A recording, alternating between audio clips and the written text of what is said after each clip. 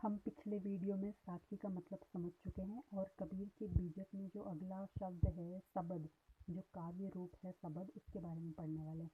सबद सबद का मतलब क्या होता है? सबद के लिए पद या बानी जैसे शब्दों का भी प्रयोग किया जाता है। कबीर या अन्य संत जितने भी उनके पद हम देखते हैं वो जन सामान्य के बीच उनको गाते थे, तो इसलिए क्या है, वो सब सबद या पद रागबद्ध हैं। एक अर्थ में ये पद जो है सिद्धों के चर्या पद जो होते थे उनका ही अगला चरण है। ठीक है। और कबीर ने कितने सबद रचे ये तो निश्चित नहीं है, ये मैं बताई थी थोड़ा। कबीर जो सबद है, सबद का जो कबीर के से कितने उन्होंने लिखे, तो एक श्याम सुंदर दास जी हैं, उन्होंने जो कबीर ग्रंथावली लिखी है वो बोलते हैं 403 सबद हैं, लेकिन पारसनाथ तिवारी बोलते हैं कि प्रमाणिक केवल 200 ही हैं। अब शब्द का अर्थ जो है क्या है, कबीर के काव्य में 4 अर्थों में इसको मान सकते हैं। पहला तो ये है कि शब्द को आप ब्रह्म का पर्यायवाची मान सकते हैं, क्योंकि अद्वैत जो शंकर का अद्वैतवाद है उनका भी कबीर पर प्रभाव रहा है। और बाइबिल जो है उसमें भी माना गया है कि प्रारंभ में केवल शब्द था, वही ईश्वर था। और इसलिए कुछ पाश्चात्य विद्वान यहाँ तक दावा करते हैं कि कबीर के जो शब्द सिद्धांत पर संत जॉन्स का प्रभाव है। हालांकि ये मत जो है अब उतना स्वीकार्य नहीं है। दूसरा देखते हैं, सिद्ध और नाथ परंपरा में किसी भी प्रकार की गति या स्पंदन जो होता था उसको शब्द कहते थे, और कभी कभी कबीर के काव्य में यही मतलब भी ले लिया जाता है। तीसरा आप देखेंगे, भारतीय दर्शन में जो शब्द है एक प्रमाण का भी नाम है, जिसका मतलब होता है कि विश्वसनीय व्यक्ति द्वारा कहा गया कथन सत्य होता है। ठीक है, तो हम इसको भी ज़्यादा प्रमाणिक मान सकते हैं।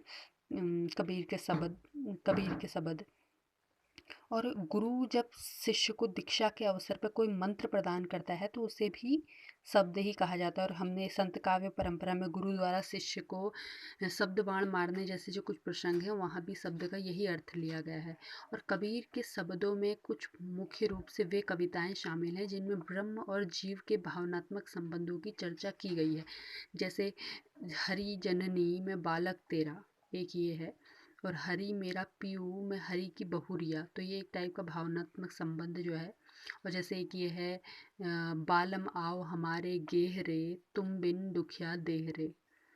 ठीक है, तो इसी में हम रामायणी भी पढ़ लेते हैं। रामायणी बीजक में संकलित तीसरा काव्य रूप है।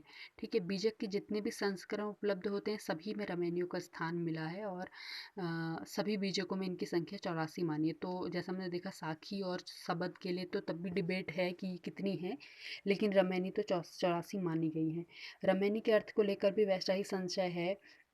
इसमें राम, निर्गुण राम से संबंधित कुछ बातें कही गई, इसलिए माना जाता है कि रामायण शब्द बिगड़ते बिगड़ते रामायणी हो गया होगा। लेकिन किंतु अगर ऐसा होता तो राम से अगर संबंधित होती रामायणी तो भी सही था, लेकिन रामायणी का विषय जो है यहीं तक सीमित नहीं है। इसमें कुछ जो है सामाजिक विद्रूपताओं इन सब पर भी चोट की गई है।